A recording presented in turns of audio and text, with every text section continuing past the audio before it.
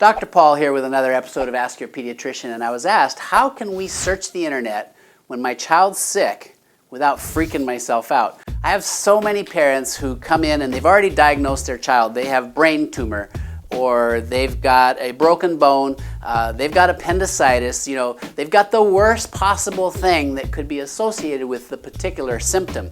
Now, I will say, I don't agree with my peers who just tell people don't search the internet at all.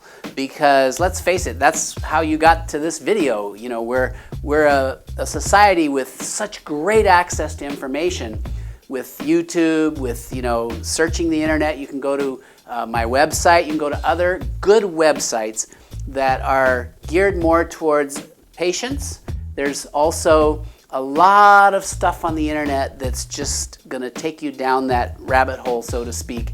And if you find yourself, you're chasing links and you're getting more and more anxious, it's time to back away and call your doctor, call your pediatrician, and maybe your child does need to be seen. But come in with the symptoms, okay? What we need as physicians, if we're going to really dial down and figure out what's going on with your child, is a very clear story of what's going on, not what you think's going on. See, so often parents come in and, well, I'm pretty sure my child has this, and as I'm trying to get the story, I'm losing them. It's like they think that maybe by my asking a lot of questions, I'm not believing them, and they came in all figuring it out. Well, I'm not saying you're wrong, I'm not saying you're right, but let me, with all my vast experience, and this would be true for most doctors, I hope you're seeing a doctor who you trust, that let them get the story and figure it out. It's very interesting what we do in medicine.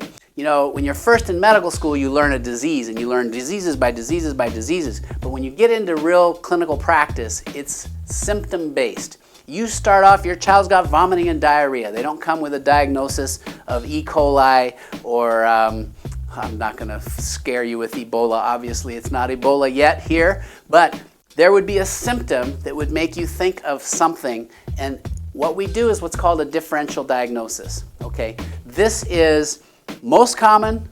These things are very common. These things are rare, but you see them, and these things you almost never see.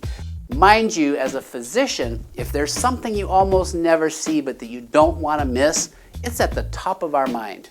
I never want to miss cancer. I don't want to miss meningitis, a life-threatening infection. Things like Kawasaki's disease, don't go look it up, you'll just freak yourself out.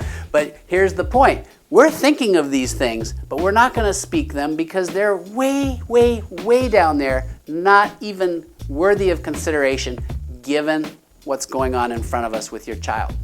And when you're on the internet, sometimes you end up with what we call zebras, which are those things that really aren't on the differential diagnosis until you've exhausted a whole bunch of other things. We do have a process.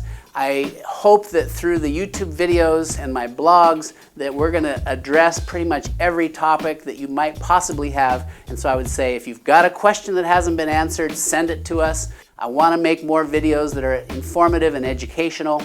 Pick your sources on the internet. Don't just randomly chase whatever links you find. I would go to reputable websites, your doctor's website. Like in my case, we have a lot of videos and blogs and information. I'm not the only website out there that's got great information, but that's where you want to start. And then come in and just present the story, and we'll help you figure it out. Thanks for watching. I'm Dr. Paul.